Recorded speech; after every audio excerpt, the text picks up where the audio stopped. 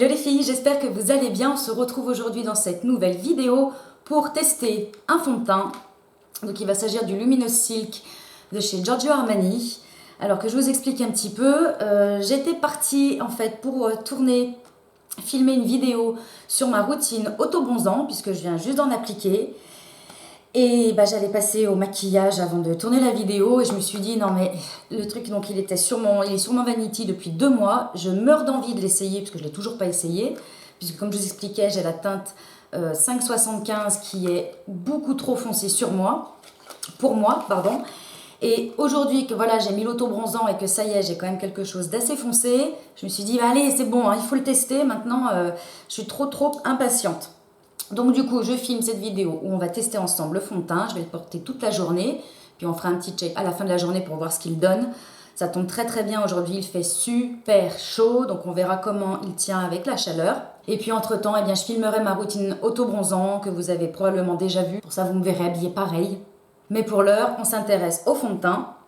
Alors déjà, on va voir ce qu'ils nous disent sur le site de Sephora. Alors, on nous dit fini velouté naturel, couvrance légère à moyenne.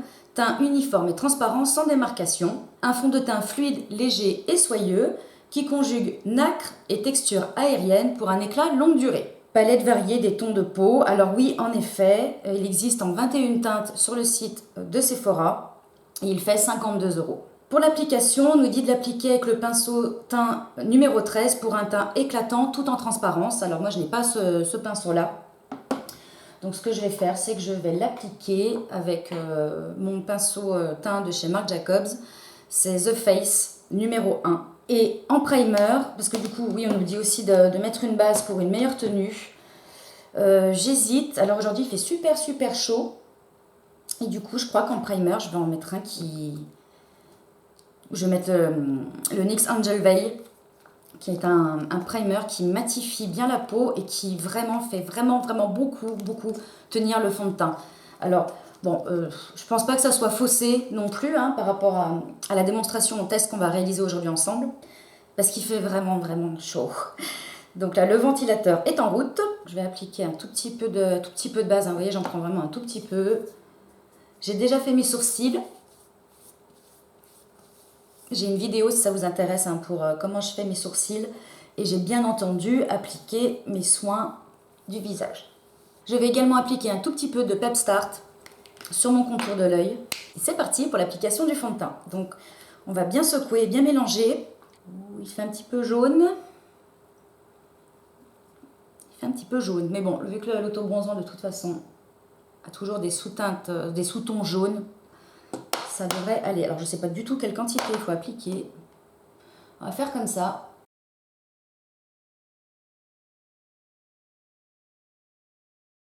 Alors on va voir de près ce qu'il donne. Alors pour le coup, j'en ai également appliqué sur les paupières et comme anti-cerne. Parce que quand il fait chaud, comme je disais dans ma vidéo sur mon make-up spécial chaleur, je vais appliquer plusieurs produits, ça me donne encore plus chaud. Bon, simplement, là, je ne vais pas venir le dégrader trop dans le cou, étant donné que j'ai de l'auto-bronzant. Je n'aurais pas déplacé l'auto-bronzant et me retrouver ensuite avec des traces. Alors, qu'est-ce qu'il donne? On a l'impression de ne rien avoir sur la peau. Il n'est absolument pas collant. Et c'est vrai qu'il a un joli rendu lumineux. En revanche, c'est vrai que pour la couvrance, c'est pas trop ça. De toute façon, ils disent fini transparent. Donc qu'un fini transparent, on ne peut pas s'attendre à avoir de la couvrance, c'est normal. Donc ce que je vais faire, c'est que je vais simplement prendre un tout petit peu de fond de teint et en appliquer là où j'en ai besoin, sur les zones où j'ai envie d'avoir un petit peu plus de couvrance. Et c'est vrai que je me rends compte que comme ça, pris au doigt, il apporte beaucoup de couvrance parce qu'il est hyper pigmenté. Donc pour faire les petites retouches comme ça, c'est l'idéal. Voilà, l'application du fond de teint est terminée. Je vois qu'il ne me dessèche pas le contour de l'œil, c'est pas mal. En même temps, j'ai appliqué un petit peu de Pep Start juste avant. Mais là, pour le moment, du coup, non, ça va, ça fait pas d'effet de déshydratation. Donc, je vais continuer avec le reste de mon maquillage. Je vais appliquer exactement la même routine que dans ma précédente vidéo, ma routine spéciale chaleur.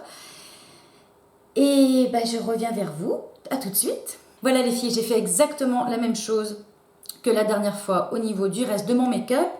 Au niveau du rouge à lèvres, j'ai mis le Dior Carender en teinte mélo beige. Et puis, bah, écoutez, on va voir ensemble ce qu'il donne toute la journée. Déjà, en tout cas, tout de suite, il a un très très joli rendu. Il fait la peau lumineuse, mais on ne le sent absolument pas. On a l'impression de ne pas porter de fond de teint du tout. Et pareil, au niveau des pores, alors oui, c'est vrai, hein, j'ai utilisé ce primer, mais quand même, au niveau des pores, je trouve qu'il unifie vraiment bien le grain de la peau. Donc déjà, de très très bons points. Alors du coup, il est midi 14. Là, j'ai des choses à faire cet après-midi. J'ai un rendez-vous à 18 h. Donc probablement que je vais revenir faire un check à 19 h avec vous. Comme ça je l'aurai quand même porté pendant 7 heures. C'est déjà pas mal.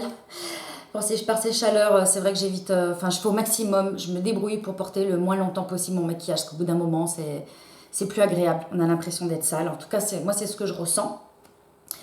Donc, on va voir ce qu'il donne au fil des heures. Et puis, je reviens vers vous ce soir. Bisous à ce soir. Hello les filles, je suis de retour. Il est donc 19 h 54. Donc, du coup, j'ai porté le fond de teint encore plus longtemps que prévu. Et c'est tant mieux. Et alors, je ne sais pas ce que vous en pensez, mais il est top. Il n'a pas bougé. Alors oui, je brille un petit peu ici. Oui, peut-être un petit peu là. Enfin bon, sur la zone T. Mais je trouve pas que ça soit une brillance phénoménale. Hein. Enfin, pour tout vous dire, comme je vous le dis, c'est vrai que je l'ai déjà dit dans des vidéos où je filmais des fonds de teint. Je trouve ça limite plus joli maintenant que quand ça vient juste d'être poudré. Ça fait vraiment naturel, c'est lumineux et ça ne fait absolument pas, gras. Hein. Je ne sais pas ce que vous en pensez, mais pas gras du tout. Donc du coup, je suis très contente du fond de teint. Là, simplement, je voyais mon mascara qui a coulé un petit peu. C'est vrai que j'aurais quand même dû, je pense, faire un travail un petit peu plus intense au niveau de la correction des cernes. Parce que là, j'avais simplement passé... le fond de teint comme ça avec mon pinceau, et c'est vrai qu'étant donné qu'il n'a pas une grande couvrance et que je voulais surtout pas appliquer des couches de fond de teint pour donner un aspect déshydraté, je pense que ça aurait mérité un petit travail de correction. Là on voit bien du coup que je suis cernée. Donc voilà les filles pour mes premières impressions sur le Luminous Silk Foundation de Giorgio Armani. J'en suis ravie, enchantée, et puis voilà, du coup vous voyez maintenant, le taux bronzant, ça a vraiment bien pris. Et je suis enchantée parce que du coup, je vais enfin pouvoir le porter. Je vous fais de gros bisous. Merci d'avoir regardé. N'hésitez pas à liker la vidéo et à laisser des commentaires. Et je vous dis à très bientôt pour un prochain rendez-vous beauté. Bye!